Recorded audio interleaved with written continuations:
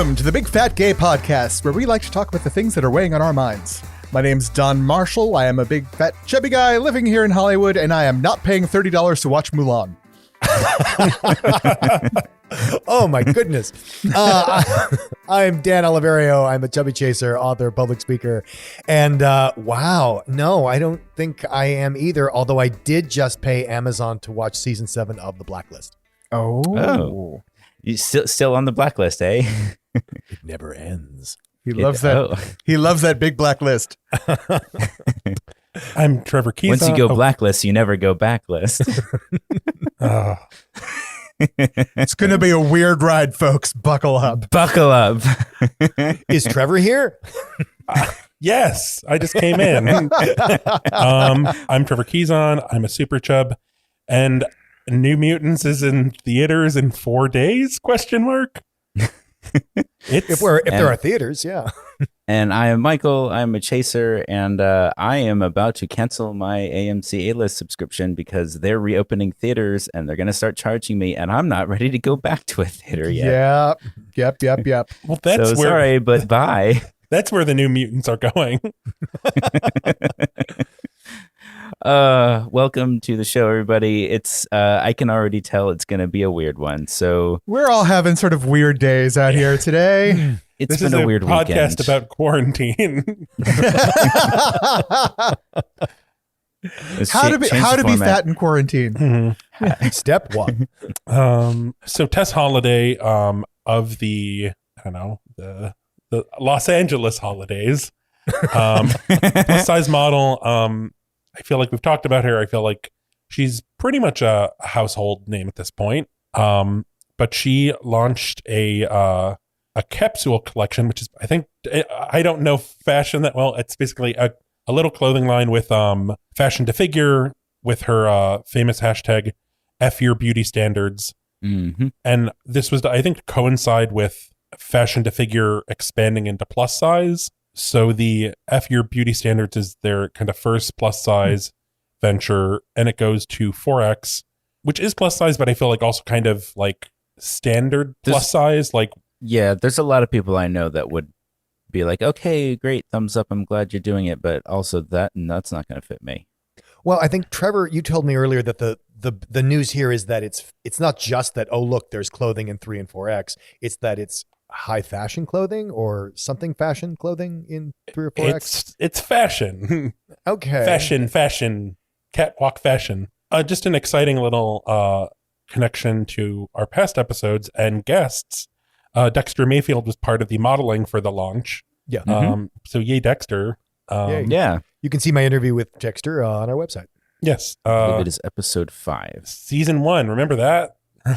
Yeah. That's the before That was back time. when you guys talked in person, and I was here. You were at my place.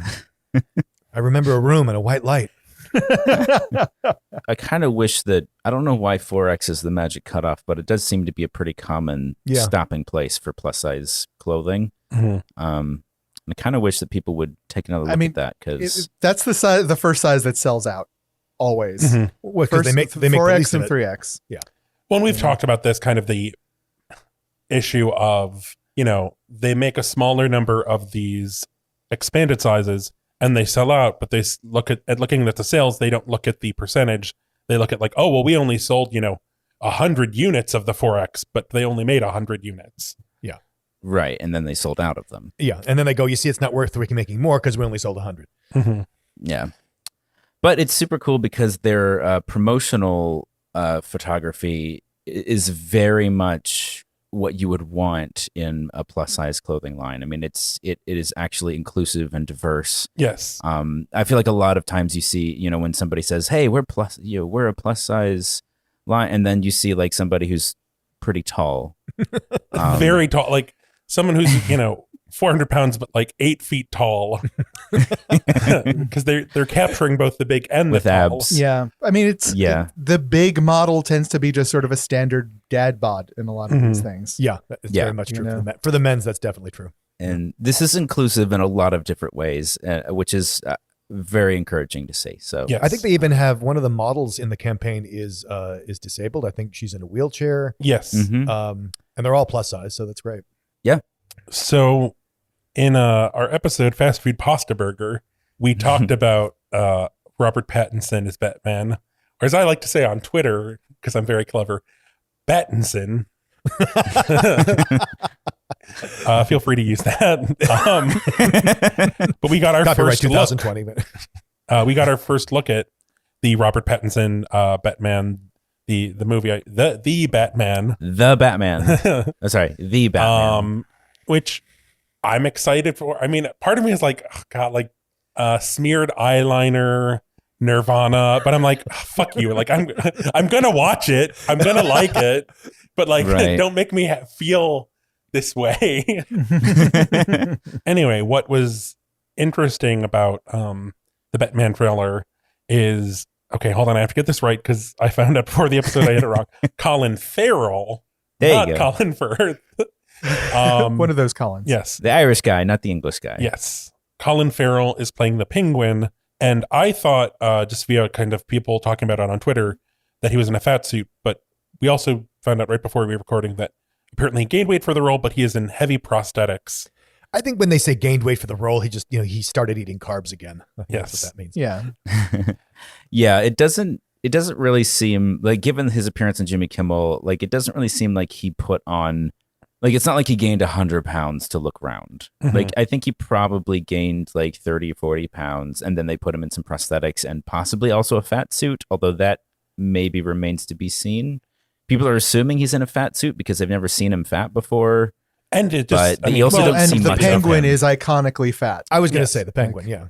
Right, but they're also like, quote, reimagining a lot of these characters. So who knows what they'll do with them. Yeah.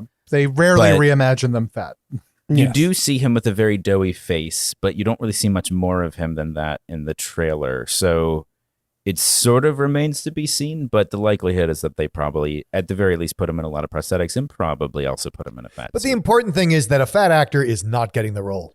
Right. Well, and- Somebody where none of this would be any conversation because you just have somebody who actually looks the part, playing the part. Can you imagine? And It's- and who knows what it's like to be fat in a fat body, as opposed to like, oh well, it's just a bunch of stuff on you. And just like, I mean, he's so unrecognizable that, okay, so once again, like, I get wanting to cast A Colin name? Farrell. But it's like, okay, Colin Farrell, but you can't tell it's Colin Farrell. Meaning Yeah. what? Meaning why bother? Yes. Mm-hmm. Other than like, I get Yeah. it, Hollywood, the machine, names, etc., all of that. Yes, I get it. Yeah. But also why? I'm forgetting his name now, but I would totally watch the guy from Richard Jewell play the Penguin. Oh, that'd be a he'd good amazing. choice. Yeah. He'd be Well, a but good choice. Do you guys remember his Are we name? really going to know he's the penguin and he's fat if he's not eating? I mean, the penguin famously eats fish whole. I was about to say, like, Paul I Walter think Hauser. the penguin is the only iconic fat Batman character, isn't he? I guess Amanda Waller technically, but There's also Professor Pig, who is kind of a crazy opera singer, plastic surgeon. There's Egghead, is sometimes fat. Calendar Man is sometimes fat. Oh, that takes me back.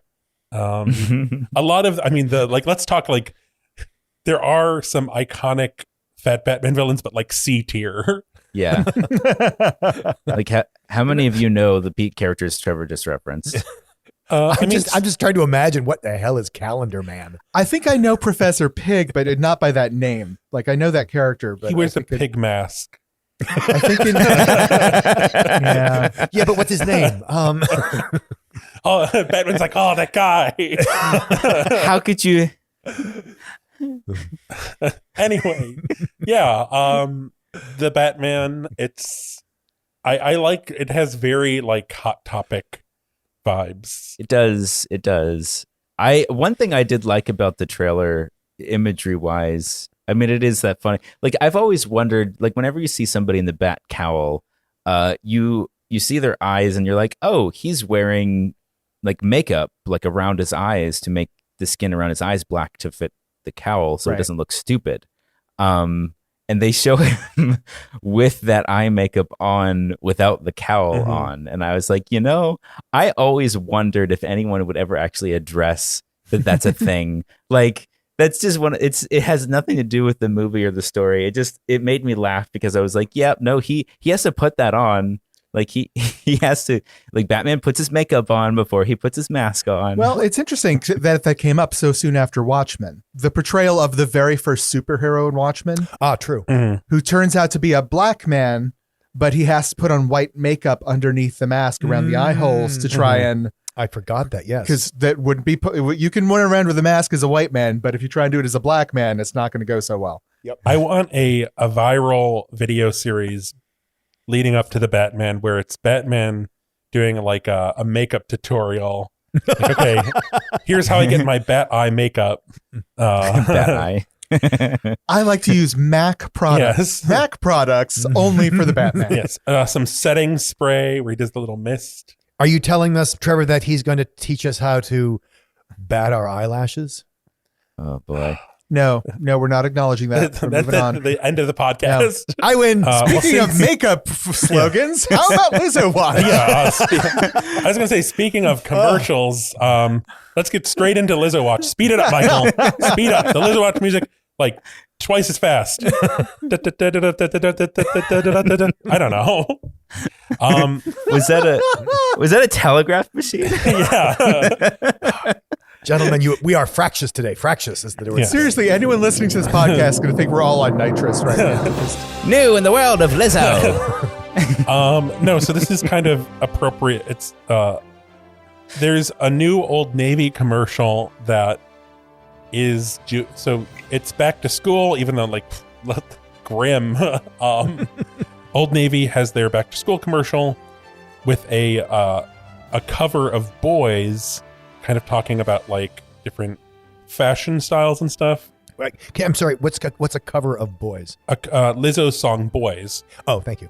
The song features a cover of the song Boys by Lizzo, which I'll send and maybe we'll play a little.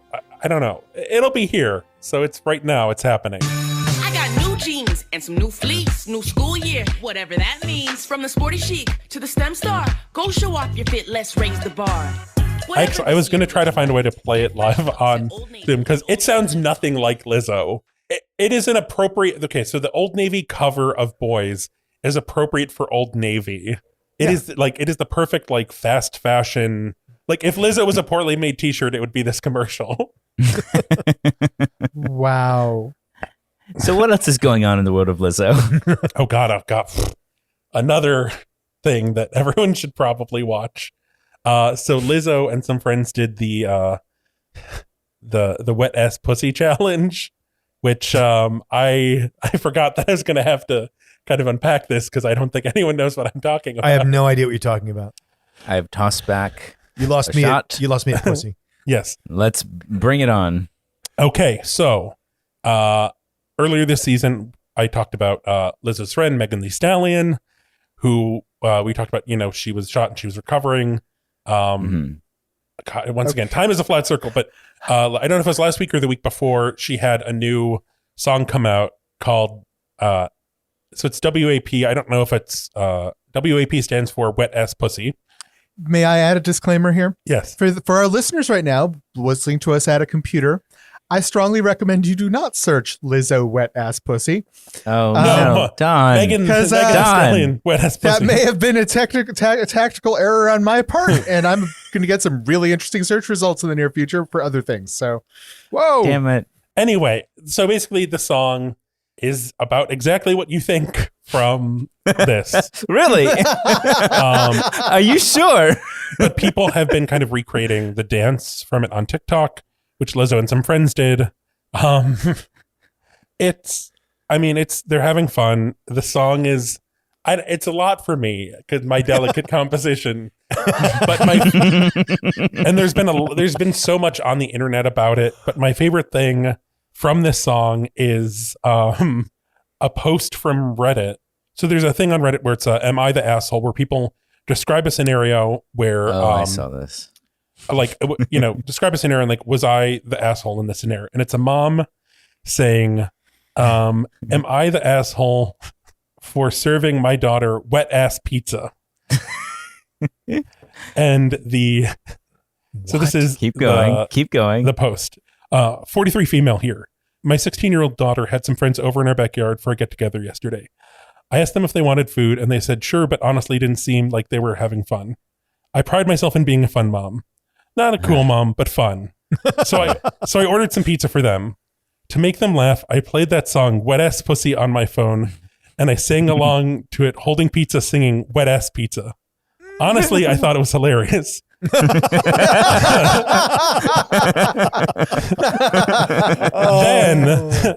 Then I put the pizza down and began booty shaking a little.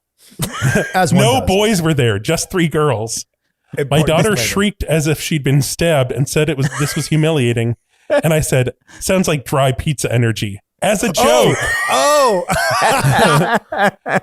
Her friend snickered a little bit, so I knew the joke landed.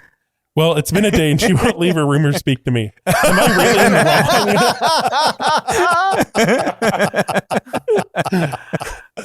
wrong? The only thing to do with that is declare victory and depart the field. Yes. So kudos to that 43-year-old mother for embarrassing her daughter into quarantine. Thank you. We appreciate your efforts. Thank you to Lizzo for doing the Wet Ass Pussy Dance Challenge on TikTok, so I can bring this into the podcast. Yes, we were reaching a little bit, but it was worth it in the end. I will tell you though, if my pizza delivery boy did the wet ass pussy dance every time he was dropping off my wet ass pizza, I would give him a tip. Would you have it? Never mind. Maybe more than a tip. So moving on. Maybe the whole damn slice. One thing, just one more bit about the extra sausage. The wet ass pussy thing is, I've seen a lot of gay men be like wet ass bussy, which is which is short for boy pussy, referring to your butt. I guess. You don't want that wet. That's not supposed to be wet. That is maybe too much olestra, or you just have some swamp ass because we have a heat wave here. But if you've got a wet ass boy pussy, it's time to consult your doctor. Yes. Well, now that we are just kind of in this bizarre place, maybe you're crying, laughing. We have our very but you're just crying. Serious topic now. I know I am.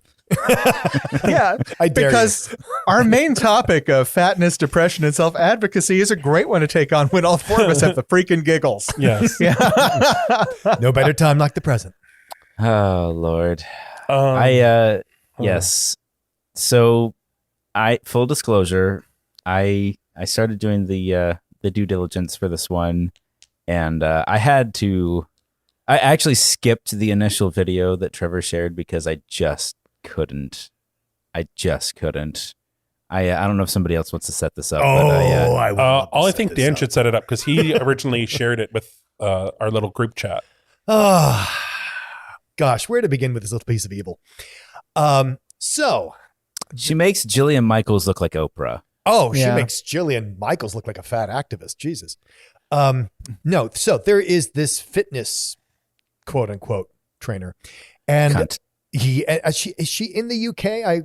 I missed that part, but she was interviewed on a UK talk show, which I have problems with right there. Why are you giving this woman a platform? But basically, the woman's position is that we need to make it harder for fat people to do things, to get jobs, to get clothing, because making it easy for them only encourages their unhealthy lifestyle. And she is vehement about this. And she says that as a personal trainer, she would never work with a fat client because they're lazy. She doesn't believe that fat people should have, she believes that fat people should be discriminated against because that would promote them to lose weight. And they're actually talking about this on the talk show, and they're trying to frame it on the talk show like, well, this is controversial, but maybe we should be talking about this. And my response to that is like, only in England do you think that you should be talking about this. The way the talk show host put it at the very beginning of the segment was, maybe she's saying something that we're all afraid to say. Yeah. And you know what? There are certain things you should be afraid to say. Because I should say on the other end of this, before we get into it, internationally, the woman has been pilloried. She has not been very popular with this opinion, which I'm glad to say. For better or for worse, she has been receiving death threats accordingly. But, everybody these days receives death threats. Have you really said anything if you're not getting a death threat? I'm okay with that. So it's not like she's being heralded as the next host of a fitness show. But I'm kind of offended that they would even air this.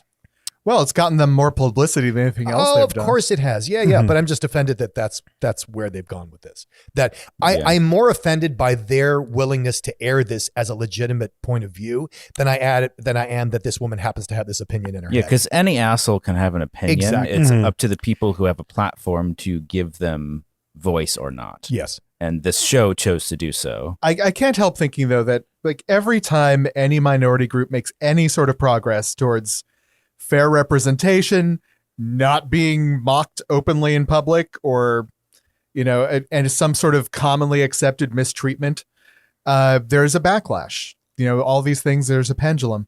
I'd like to think that maybe her and my other fitness friend who I talked about last week, who tried to equate fit shaming as being a thing compared to fat shaming. Yeah. Yeah. I lost a job because someone didn't want to be seen next to me because I was so hot.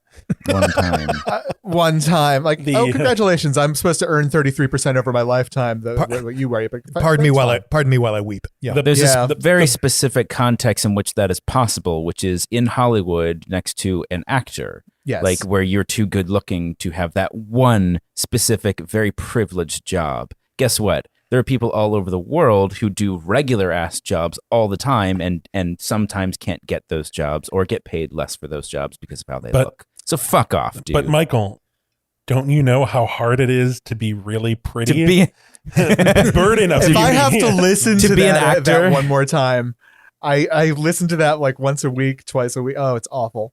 But well, we have more important things to get to. We don't need to talk about this fucking cunt. What else? We were talking about kind of discussing depression and fatness and kind of like the struggle when you're depressed and fat being taken seriously, and even just like someone who's supposed to be an advocate for you being a literal monster. Like, how do you get these issues taken seriously and not having them conflated? Like, oh, well, of course you're depressed, you're fat. Right. Or you wouldn't be so depressed if you weren't so fat. Yeah. Of course you have an earache. You're fat. Well, just as a point of clarity, are you speaking specifically of mental health, or is this for any sort of health, physical, mental, whatever? I mean, we've kind of talked about physical health in the past. Yeah.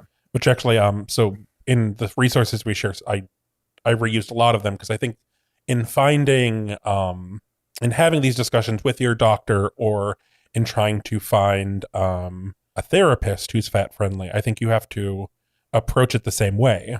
Yeah. Something that I discovered, because I was like going through all of the fat resources I know and just Googling, being like, okay, well, how do you approach this? How do you find a fat friendly therapist? And I actually discovered, so Psychology Today, which we've used in the past as a resource, has a therapist finder, and you can actually specifically look for a body positive therapist who is non-body shaming and also or familiar with fat acceptance. Can you really though, Trevor? Can you really use that? Okay, so the problem with this finder is, so this specific tag you can't access through their normal therapy finder or therapist finder. The filter, you mean? Yes, this filter, the filter. Because usually you can search for various parameters like location or their speciality or their approach. They haven't incorporated this filter into their main finder. So basically you have to search, Psychology Today, therapist finder, body positive, which also we're putting the link on the website so you can kind of click it and then put in your zip code and begin searching. Yeah. It's a programming glitch because the filter doesn't show up in the filter options, but the therapists are tagged with this thing to make them come out in the filter. Now, one of the reasons why we wanted to bring this up is because, like, why is mental health especially necessary for fat men, right? And the answer is it's not. It's not any more specifically for us than it is for anyone else. Mm-hmm. But in my experience, if you go in for therapy and you are a fat man, that is going to be brought up and going to be pushed on you depending on the way the therapist looks at it. Right. Right. So like I was very lucky. I went to a therapist that when I started seeing him, like I had a lot of issues with of just rejection of my body, of not being happy with myself at all. And he, at no point did he ever say to me like, well, have you, it is your duty to exercise more, right? Or eat less. That was never his approach on it. What I had a responsible therapist who helped me re-examine why this was an issue for me. And if I was leaning in the direction of exercise, he would encourage me to that. If that wasn't something I was thinking about at the time, then we would circle back to sort of the other issues that were more core to my sort of identity issues and all that stuff. So a good therapist is going to listen to you and reflect back what you're looking for. And if you're a fat man, that may not be something that a therapist does. They may not listen to what you say. They're bringing their own baggage to the table. So picking a therapist, like Trevor saying, that has knowledge about body issues and body positivity can be very useful. But if you've been with a therapist for a long time and you haven't picked them for that specific reason, pay attention to how they're approaching you and whether they are helping you explore things organically from what's on your mind, or if they're bringing up what they think your issues should be. Right. And that's a big deal. I just want to give a quick shout out to a listener who wrote in about this exact subject like a long time ago, because it's directly relevant to what we're talking about. He said, listening to episode 2 right now, and this is, I think, this is like in February, discussing about how people assume all fat people are unhappy. Another thing that deserves mention is that there are also a lot of unhappy fat people whose depression isn't about their fatness. Mm-hmm. It's because we're lonely or dissatisfied at work or grieving or feeling stressed or just need someone to talk to. They may even be bipolar or hitting an emotional trough, which I hit lows like that frequently. But all these problems are ignored by healthcare providers and family or friends because they assume that automatically that you are sad because you are fat, which isn't the reason.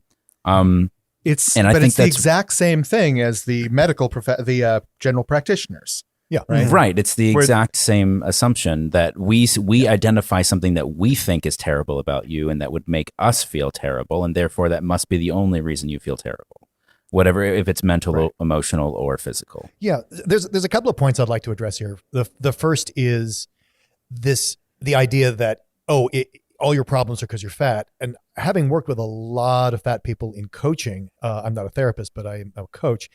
A lot of times when people lose weight, that doesn't help their body image. That just helps them hide their body image because they're no longer fat and they don't feel the thoughts become internalized and they're not externalized. They still have the same problems with their body, or they pick something else about themselves to pick on. It doesn't resolve the issue. It just makes it look better.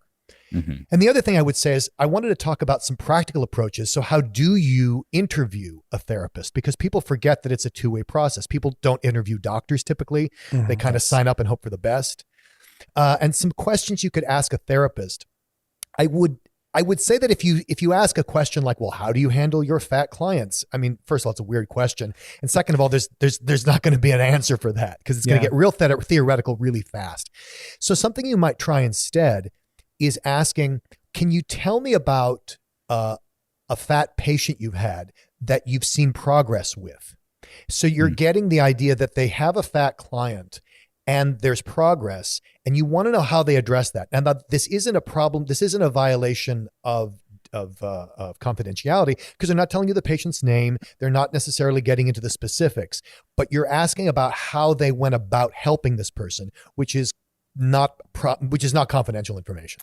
I think a silver lining to quarantine is I think a lot of therapists are moving online, which they may not have done in the past. And if you're in an area where your options are really limited in terms of like finding someone who will be kind of body positive, pro-fat, whatever, your options are opening up. So what are some resources that people could tap to help them find a body positive therapist, for instance? So as I mentioned, there's the Psychology Today Finder, which once again, this will be on our website. Click the link. It'll say find a body positive therapist and it will automatically select that filter for you. There's also the Health at Any Size directory, which we've mentioned before, I think several times, because a lot of different professionals in the medical industry and even just other fields use this. That's on our website. And you can select, therapist, put in your area, search. It'll give you some people who have put themselves on this list. I think you're still probably better off using Psychology today just because it's a larger organization than the Health at Any Size community finder. Health at Every Size, HAES. Oh, yes, sorry. Health at Every Size. I found a website, Eating Wisdom, where it talks about fat shaming doctors, what to do about them, and how to avoid them. And there's a whole lot there that you can look at. There's also, I'm sharing again, the Vice article about how to find a fat-friendly doctor, where it was this woman kind of talking about the process she went through to find her doctor. And it was kind of what Dan said, where, she was calling them and having these discussions to see, okay, how do they respond to this? Are they a good fit? Yeah, I found that Vice article to actually be really cathartic after starting with the This Morning UK interview with the cunt bitch. So if you want something a little uplifting, I recommend going to How to Find a Fat Positive Doctor Who Won't Just Tell You to Lose Weight by Charlotte Zoller. We'll have the link to that. Yes. It's a good read. Like I said, because there's so much moving online, I think now is a great time to try to find a fat-friendly therapist, because I think when you're fat, there's just so much. It affects every aspect of your life in tiny ways, and finding someone who will not be like, oh, well, if you weren't fat, people wouldn't treat you like shit for being fat. Well, and we do this for all sorts of other communities. I mean, I like, if you're gay, you usually want a gay therapist because they can relate. Not 100%. Yeah. But it's often something that you see as like they get you at a fundamental level. Or if you're a person of color, you don't necessarily want to talk to a white therapist because they're not going to get a lot of stuff because they have no experience of it except by proxy.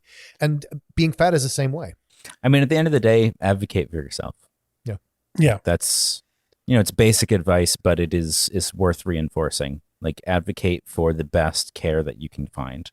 And ultimately, that's true of whatever kind of healthcare you're going for. Mm-hmm. Absolutely. Like, sadly, we live in a world where you are on your own. Like, like maybe you have a partner that's going to provide a sounding board for you, but you're the one who has to listen to the advice. You're the one who has to monitor that advice for quality and appropriateness to you.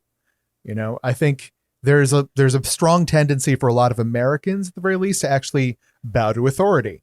If the therapist says this, it's probably true. That's not the case.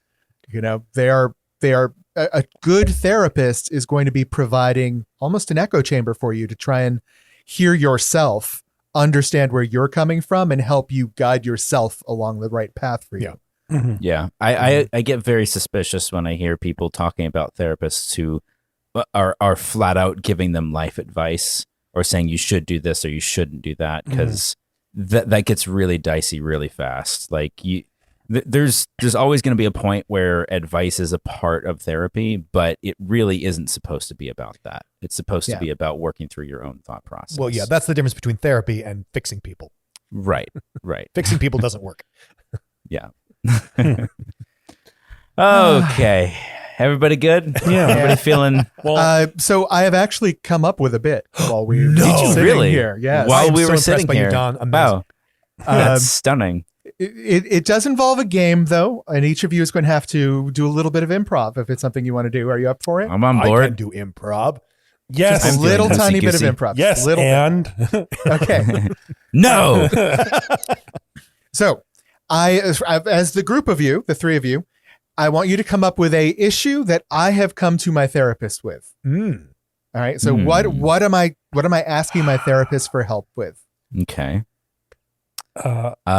You are. Does it have to be like a serious issue, or Nope. can it be something silly? No, it can be anything you want. Okay.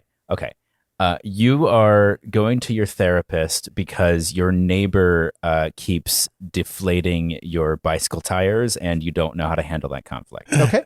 All right. That sounds like a good one. I thought Now, what's going to happen is I'm going to send to each of you 3 responses, and each of you is going to be my prospective therapist that I'm interviewing, and you are going to pick one of those 3 responses to reflect back at me, and that is the issue you're going to be dealing with. That is the solution you're proposing. I just want to say real quick, I thought Michael was going to say the neighbor's deflating Don's giant inflatable ass. That is where my mind went first. I admit. That should have been where we went, Michael. I'm very disappointed in you. Damn it. Can we retcon it? Can we? Well, you're the one editing. So, okay. Each of you have 3 different items. Pick one that you think you can pitch to me as the solution to my problem with my neighbor deflating my inflatable butt. I have this good. I can go first if you want, or are we going in number order? I want to see Michael go first. Okay. Hi, I'm glad that you're here. I'm here to help you. What can I do? I have a very complicated issue. I'm hoping that you can help me with. I'm bad with confrontation, and my next door neighbor keeps sneaking into my backyard and deflating my gigantic inflatable ass that I have up by my swimming pool. Oh no. It's really getting me down. I get very depressed twerking in front of a deflated butt. So, Understandable. What sort of advice would you give me for this, Mr. Therapist? Okay. Well, first, the first concern I have is that this giant inflatable ass of yours. Would you say that it has been properly lubricated? Because it's possible that your neighbor isn't actually deflating it so much as the lubrication issue that you have might be causing deflation. And I just want to check in with your relationship with the neighbor, because your suspicion may not actually be founded. Now, what I want you to do is take a spray bottle of Crisco, right? Spray bottle of Crisco. Get a spray bottle of Crisco and just lubricate that giant inflatable ass for me.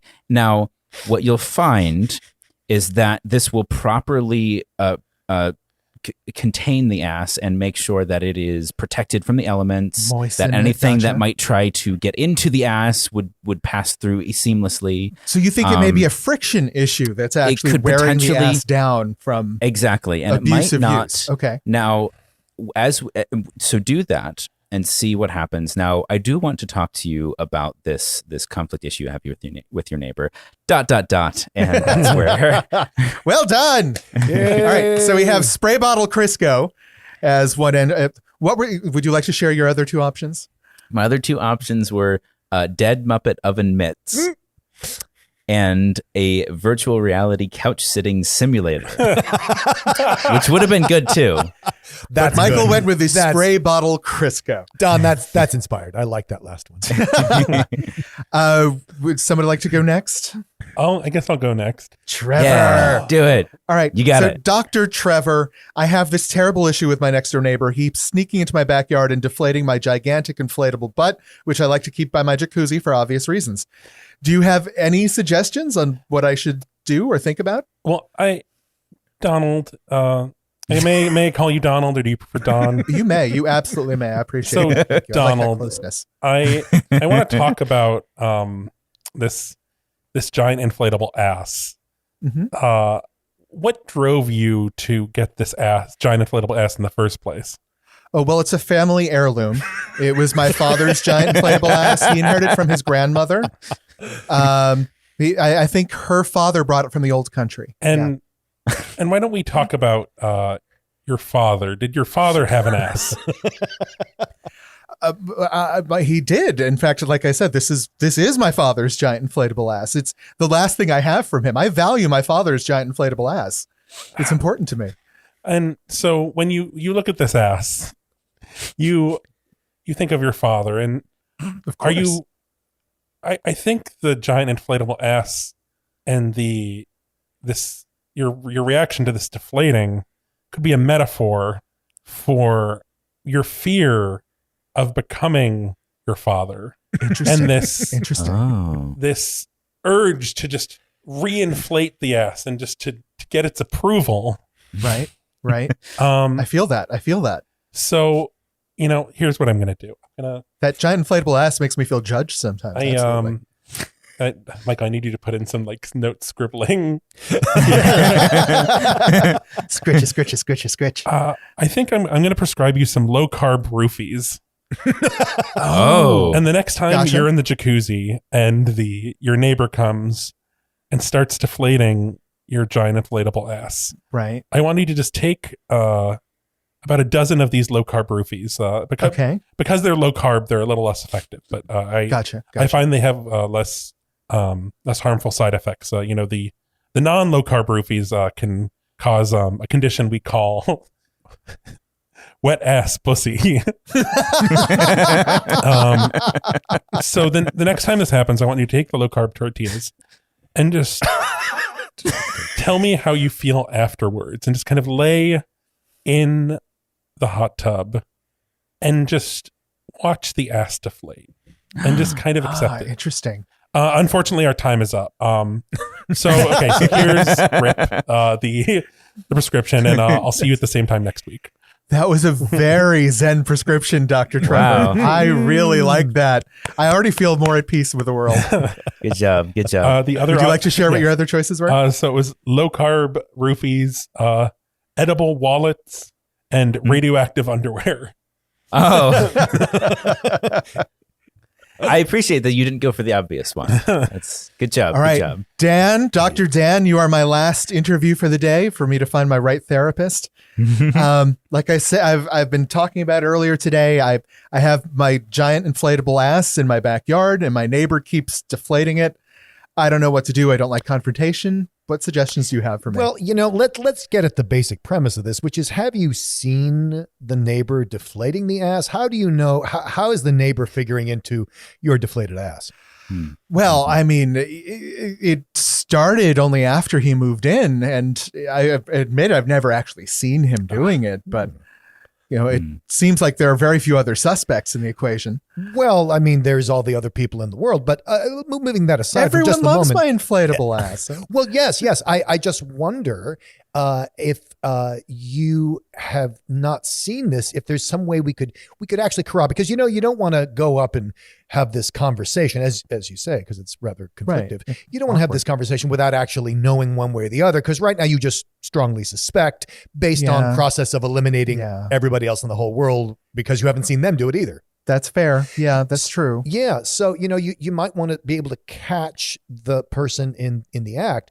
And one of the things you might try for that, have you ever seen these cat clocks? These crazy cat clocks, with the eyes that go back and forth, the eyes go back and forth and back and forth. Yeah. Yeah, well, few people realize that those are actually hidden cameras in there. That's what the cat eyes are tracking. And it might be a way for you to ascertain and, have some real evidence that, in fact, your neighbor is responsible for your deflating ass. Right. That makes sense. But so I recommend at least a dozen of these crazy clock cats. Oh, well, that would make sense, because, if the camera's going back and forth with the eyes, they could just dodge the cameras. Not with 12 of them, they can't. That makes great sense. Thank you, Dr. Dan. Whenever you do catch the suspect, force feed him a dozen Dr. Dan, what were carb-free your other roofies. choices besides the crazy cat clocks? I have my other choices besides crazy cat clocks were pickled papaya peppers or chocolate-covered heroin. Oh, damn. Oh, chocolate-covered heroin sounds good. The problem with chocolate-covered heroin is your veins can't taste the chocolate. I think mine could. I have very talented veins. Because you've mainlined chocolate, just add the heroin, good to go, right? Yeah, Hershey's chocolate syrup got me through my childhood, man. Those were some hard years. Just had to mainline that shit. Yay. Can I just say, I really appreciate that Don came up with this bit during the show. Yes. I thought we could use it. Oh, my goodness. Yay. Good job. Good job, everybody. Well, thanks All right, for spending another hour with the Big Fat Gay Podcast. We value your patronage. Perhaps you'd like to visit our Patreon. Oh, we don't actually have one, do we? No. We don't even have a giant inflatable ass to vent. Not yet. I do. What solutions would you propose as my therapist to save my giant inflatable ass in my backyard? Let us know at... We're on Go. Oh! We're Do on it. Instagram as Twit. We're Instagram is a twit. we're on Instagram and Twitter as @BigFat. Yeah. We're on Instagram and Twitter as @BigFatGayPod. We're on Facebook as the Big Fat Gay Podcast. Leave us 5 stars there. Our website is www.bigfatgaypod.com. See all the lovely resources we talked about there. Leave us 5-star reviews on Apple Podcasts and Stitcher. Yeah. Anyway, here we are again. Maybe you're sitting in your hot tub listening. with the giant inflatable ass Waving in the wind. Working in the wind. And your neighbor is there. And he's got some low-carb roofies for you. So pop one and Look out. Look out. I just have to say, leave this in, Michael, because Michael has been missing his cue because he's always so eager to say watch out, except when I'm ready for it. When I'm ready for the watch out, it's radio silence. So you know what? You watch out, Michael.